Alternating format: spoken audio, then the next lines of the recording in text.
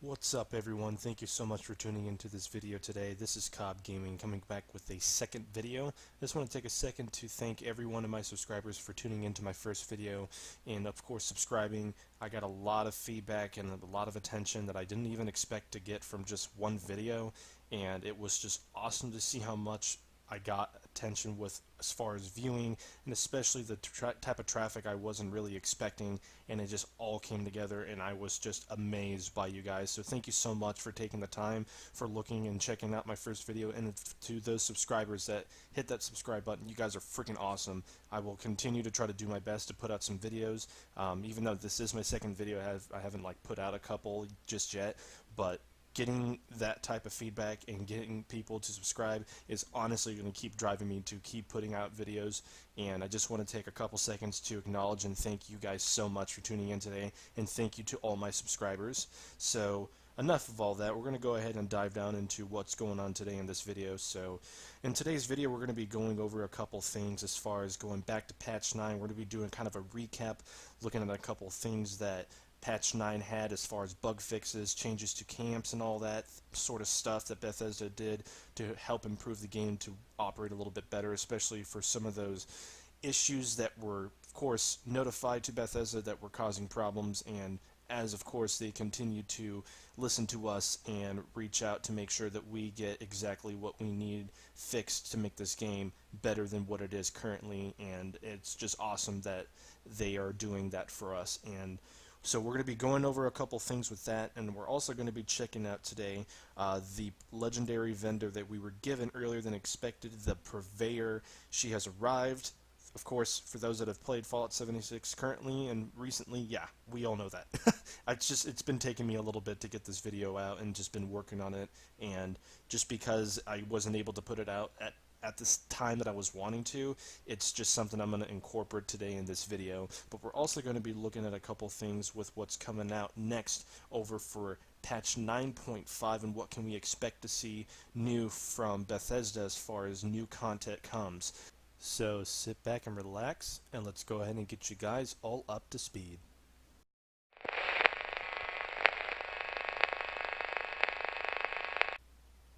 So diving into patch 9, we're going to take a look at a couple of things that we got from patch 9 that Bethesda put out. First, we're going to be checking out the Black Raider Power Armor set skin, and honestly guys, this has probably got to be my most favorite. It just looks absolutely aggressive.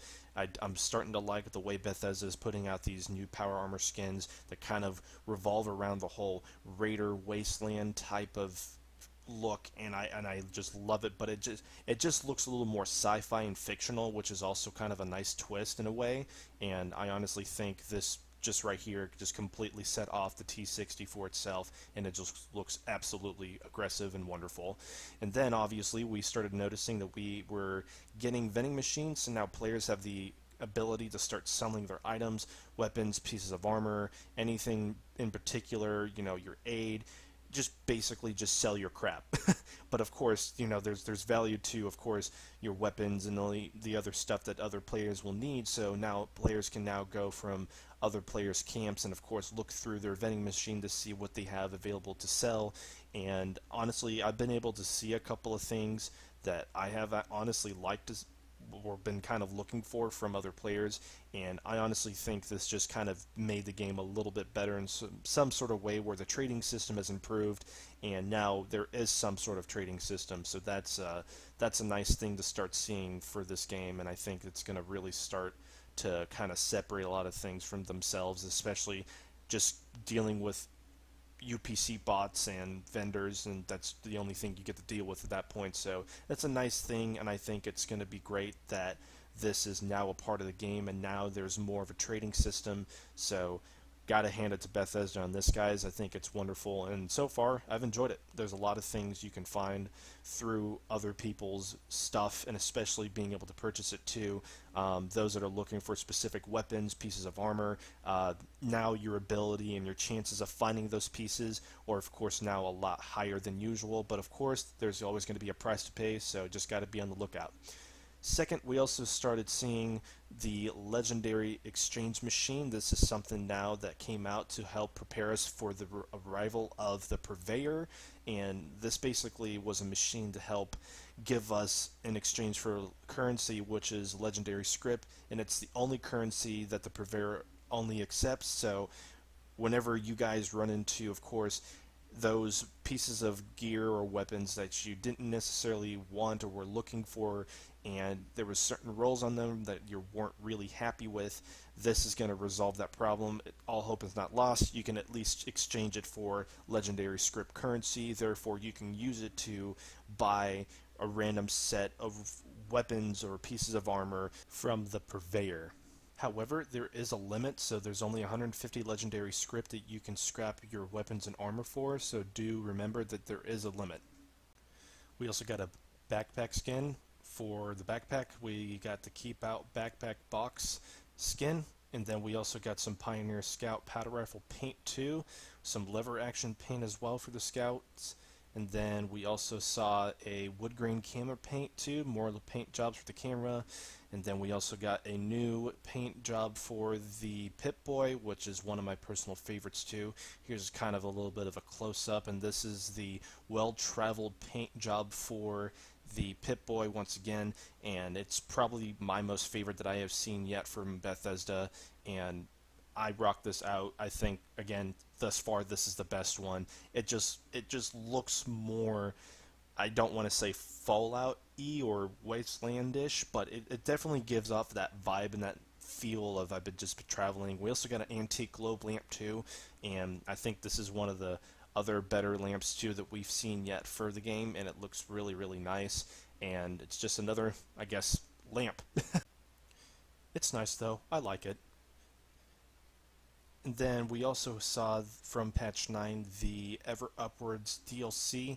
This DLC also gave us the new questline called the Order of the Tadpole, and what this questline necessarily is, it's a questline that's going to get you all into order with getting the backpack, and also a couple things as far as recipes. Some other plans are part of the DLC that we saw that were different, such as like a clean American flag, more of the other stuff that's supposed to be a part of the DLC as far as what you get, and I will actually have a separate video covering how to get these things and especially how to start the quest line. It'll be a full walkthrough, so I'll be having that walkthrough out for you guys soon.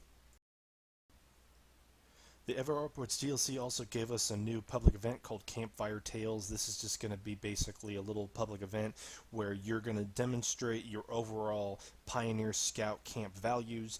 So you're going to show up to this public event by speaking to the camp scout leader, and what you're basically going to do is help defend the camp from large insects such as like blood bugs and the whole annoying 9 yards with the bugs in the game. Just you're going to have to go through a couple waves of that. It's nothing too difficult. It's pretty easy. There's quite a bit of people that actually attend this public event, and it seems to be a really popular one too. It's pretty self-explanatory and easy to go through. It's not too difficult. Again, usually you don't see bugs any higher than level 25 or anything like that. However, you might encounter a rad scorpion that's a little bit higher than usual, which is about maybe 50, but that's pretty much just about it. I haven't even seen a 50. I have once, but that was like when there was a couple players that were higher than, of course, level 80 or above. That's when I did encounter a higher level rad scorpion, but that rad scorpion usually will show up at the final wave that you will have to get to. Sometimes it changes, sometimes it's not a rad scorpion that I've seen, sometimes it's a blood bug, but that can always just change. But there you can see that was a red scorpion, pretty easy to get through, and usually again you have a couple players that are going to come through and of course attend this event, so it's fun. But at the end you will be getting some plans, again a part of the DLC too, so pretty self-explanatory. Alrighty, so let's go ahead and review some of the patch notes from patch 9. This is going to be for those that haven't been able to get back to Fallout 76 in a little bit. So for those that do know and are up to date with what's gone on with patch 9 and what's come up for the patches and things that Bethesda has updated, this is going to be for the guys and the players that haven't been able to get back for a little bit or are brand new and just don't know what's going on. So we're going to go ahead and read through these patch notes together. So first, starting off with the camps and workshop changes. So camp damage protection. Camp objects and structures no longer take damage from other players as long as the defending player and their camp defenses aren't hostile against their attackers. Foundations have gotten a change, so all foundations no longer need to be placed on terrain. Only one foundation needs to be placed on terrain, and subsequent foundations snapped to the original piece, which will then ignore the rule.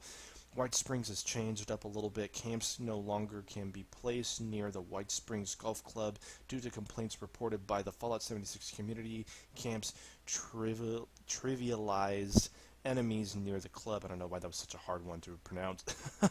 Personal terminals. So now players can now build a personal terminal in their camps, which can give players information about new discoveries in Appalachia, and of course provide a reminder about visiting your friends or your daily friends.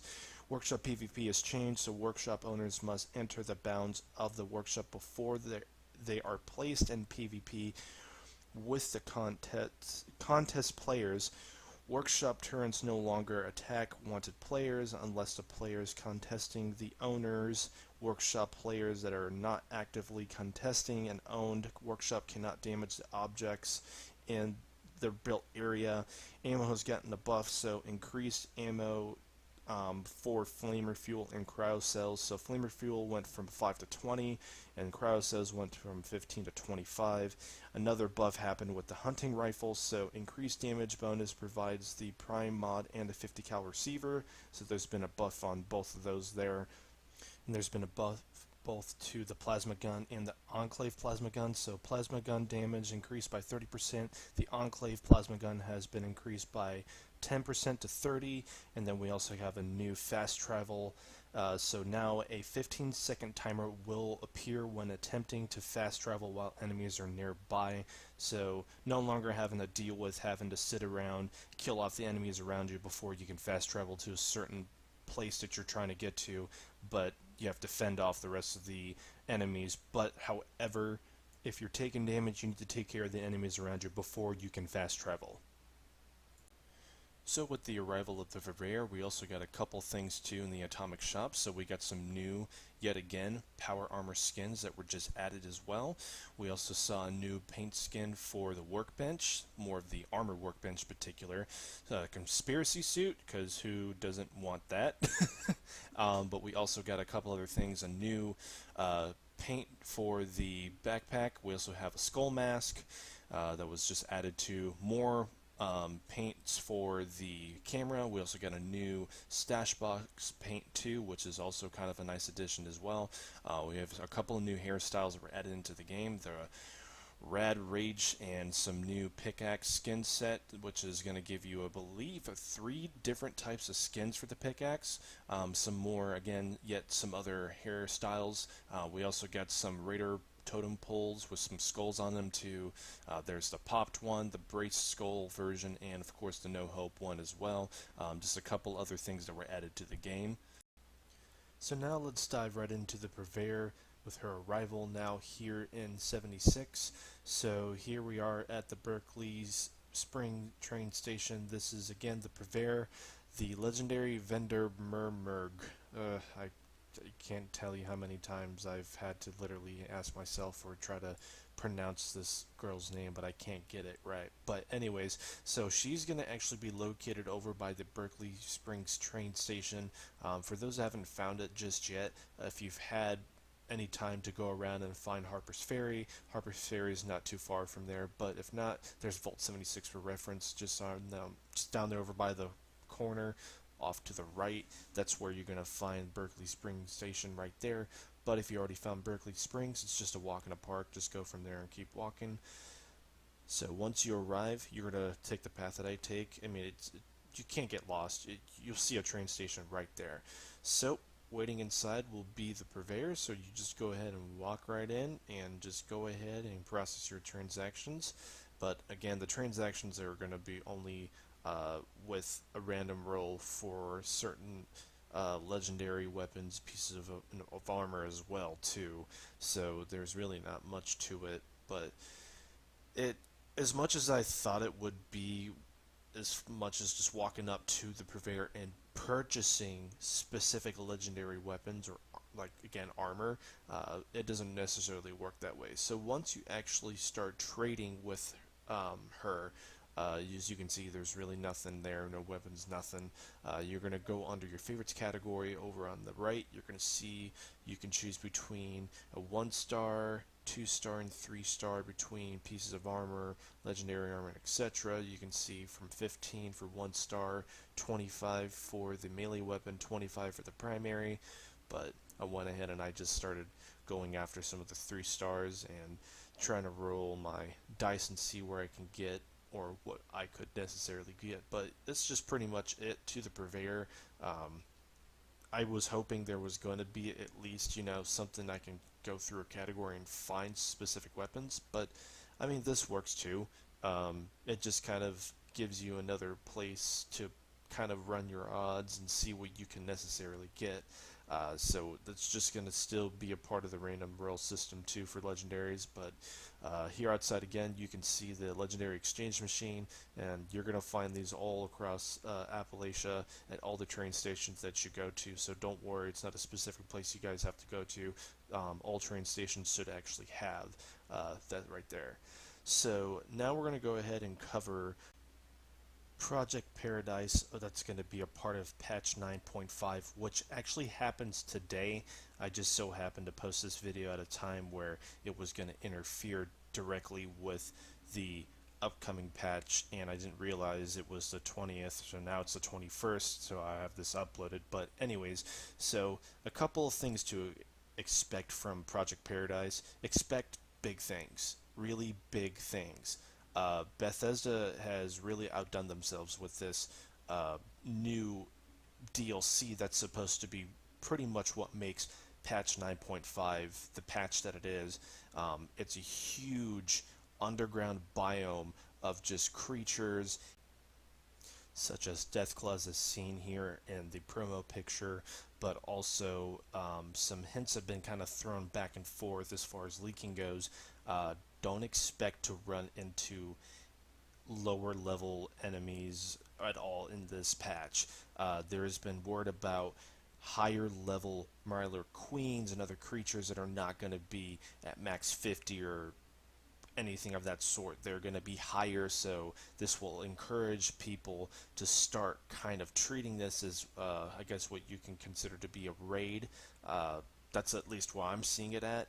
It's a huge event, guys, so you're going to want to get engaged with other players to be able to kill these higher level creatures. So definitely make more friends with a lot of other players, because this is something I'm pretty sure that you guys are going to want to make sure to have more than just yourselves handling these other higher level creatures. Project Paradise is going to actually be a repeatable event that's going to reoccur in the game once patch 9.5 has been completely processed and done with, when Bethesda is done and has announced that the game is fully operational after the patch. So then you guys would get the full experience of Project Paradise, the event, and of course some of the other things and changes that'll be done with patch 9.5. So I'm going to go ahead and end it here for you guys today. Thank you all so much for tuning in. I hope you found this video informational and helpful with some things that maybe some of you might have forgotten about or just haven't known just yet. For those that haven't played Fallout 76, hopefully this brought you all up to date.